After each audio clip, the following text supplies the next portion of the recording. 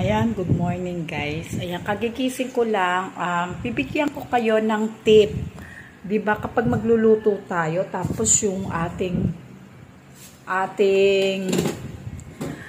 lulutuin frozen pa. 'Di ba frozen pa siya? So ang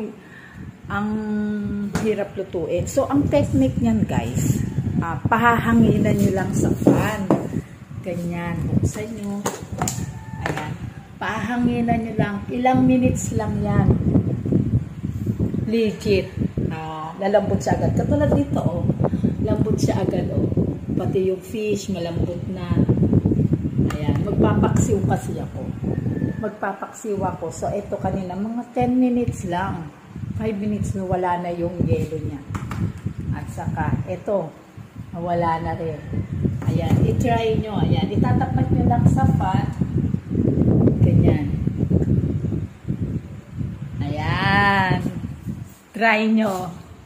At habang may naglilinis kayo, naghugas kayo, i-fan nyo lang dyan. At yan, malambot na. Ready to cook na.